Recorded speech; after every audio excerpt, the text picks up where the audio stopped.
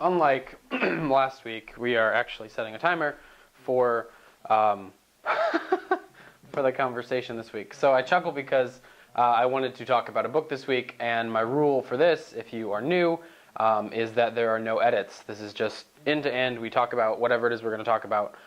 It's not really a rant. It's just kind of a touch and go on video games. It's just a little video game quickie. The other thing is that the thing I wanted to talk about, the book I wanted to talk about, is over there. So normally these come out earlier in the week, so housekeeping first. These come out earlier in the week. It's been raining. You can probably tell I'm a little congested, so I apologize. Just a very quick touch and go apology. Thunder stopped me from recording earlier, otherwise you would have got a lot of that in it. So, that out of the way. Let's talk about what we're talking about. The book Reality is Broken. It's right there next to the camera. I can see it, but I can't touch it because it's all the way across the table.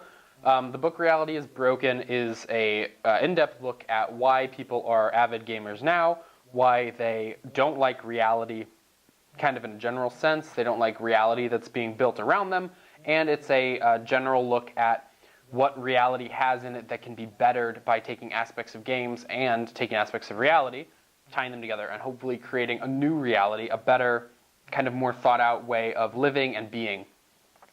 This is very in-depth explained in the book. The book's only 380 pages, 383 I think is where I clocked it at after reading some of the references. I didn't get through the full appendix because, but got through most of the just general kind of further information, further reading part of the book. The woman who wrote it is very, very smart. She takes some of the best aspects from video games, references a lot of video games. There's like a light over there that's messing with me. References a lot of video games and puts them into the book. I know I probably look super stiff presenting this and then kind of being fun sometimes. The point of the book is to tie in different parts of life, things like death, right? Parts of life, things like death. Parts of life, things like scavenger hunts, things like the Olympics, things that might not necessarily be the full level of fun or engaging, things like depression, things like anxiety, things that make us feel pulled out of reality and throw us in our own version of reality where we don't want to be necessarily. So as gamers, both the audience and me, reading this book, Reality is Broken, is turning video games on its head and saying, what do video games do well? Why is it we like them? What is it we can take away and turn into reality, abstract reality, but kind of turn it on its head and say, all right, now that we've got this, what can we take from what we like and add it to what we don't? The book is incredibly in-depth on problem solving and what gamers can do to help problem solve.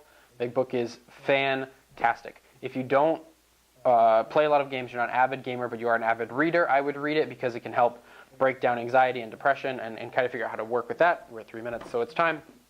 If you're an avid gamer, I recommend it because it can help you see ways to take that and bring it into reality, help it transcend just sitting down and playing a game.